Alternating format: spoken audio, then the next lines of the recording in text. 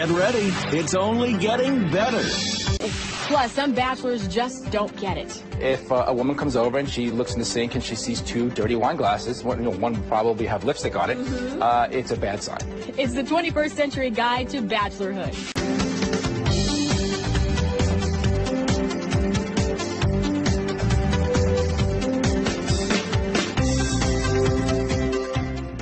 Just ahead on Better. Getting inside his head when it comes to bachelorhood. A guy has a different view. A guy's very visual, much more visual than a woman, and every girl will always say that her friends are all beautiful.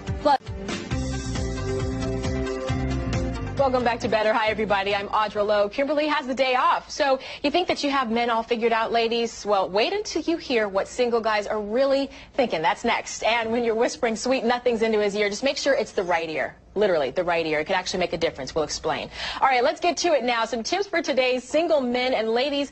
We can all learn a thing or two by what our next guest has to say. Brad Berkowitz is the author of the 21st Century Guide to Bachelorhood, and he's got over 20 years of bachelor experience under his belt. He's also brought a list of do's and don'ts for guys that are trying to meet that special someone. So here we go. Welcome to the show, Brad. Thanks for having me. Good to see you here. You're going to spill all the beans in this book, huh? I'm giving away the playbook. As I mentioned off camera that I'd recently engaged, and all my friends said you're giving away the playbook. As soon as you got that ring, you're like, I'm telling it all, right? All right, in the book, you have some really fun tips in here for the guys. Right. If you're trying to meet a woman, these are the things that you need to just wake up and realize you shouldn't do. The first thing is about, your hairbrush and the kind of hair that's in the sink if you have a girl coming over. Yeah, when guys start dating a new woman, they typically are dating. So they may have had another girl over. It just happens. That's the way it is.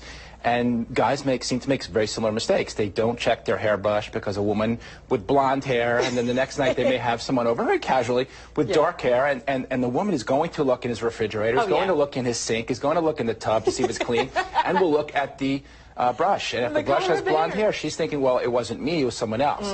A second thing is, don't leave dirty wine glasses in the sink. Now, this is interesting, though, because you're not thinking after you've had wine with, whoever's over at the house, you just put them in the sink, but a woman's going to catch that. A woman's going to catch it because men just, when they're together, they're watching a ball game, they may have a beer or scotch or just whatever. You're not sharing They're not drinking 2 glasses of wine. And if a woman comes over and she looks in the sink and she sees 2 dirty wine glasses, one will probably have lipstick on it, it's a bad sign. Red flag. And you can't say mom. I'm not trying to get guys to date multiple women. It's just that in the early stages, that's typically what's happening. They are dating more than one woman, and these are things to watch. One that you really like away just by something simple like that too. See, he's here to help. All right, you also say make friends with the doorman. Is that because he's dropping some secrets? It's a little bit because of that. But if this is a little bit of a New York centric thing. But if you live in an apartment building in New York, like most people do, that typically there may be somebody that fancies your interest and you want to meet them. And if you have a good relationship with a doorman, as opposed to stalking out their apartment or waiting for them in front of the building, you can ask and say, hey, by the way, can you throw a nice word in for me, or introduce me, or just say, by the way, Brad was looking for you, he was interested, he wanted to meet you. Yeah, now see, there's another thing too. Let's say that you're single and I want to introduce you to one of my girlfriends and I say, Brad, she's gorgeous.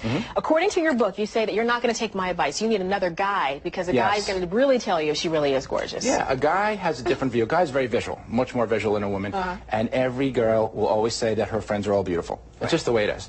And I've learned from experience, always get another guy's point of view. Just say, is she attractive, as opposed to, oh, by the way, she's really nice, or she has nice eyes, or she's funny. A guy will be very visual and will be attracted to a woman instantaneously, at least physically. And then, of course, there's a million things after that, sense of humor, personality, values, whatever the case may be. But the first thing he sees is the visual, and that's it. Now, what's this whole thing about getting to a restaurant half an hour early? Is it because you want to scope out all the women first? A little bit. It's more about maximizing exposure. A guy would want to go out and meet. I like the way you phrase that. Maximize exposure. It's the same thing in business as well. Yeah. If you go to a networking event, you may want to get there early and stay a little later. Let's say you have a 9 o'clock reservation here in New York City. Get to the restaurant at 8:30, have a drink with your friends at the bar. Maybe you'll meet somebody interesting at the bar. Maybe you'll flirt with somebody at a table. Maybe you can send them a drink, or if you go to a restaurant frequently, you may know the waiter and say, oh, by the way, who's that over there?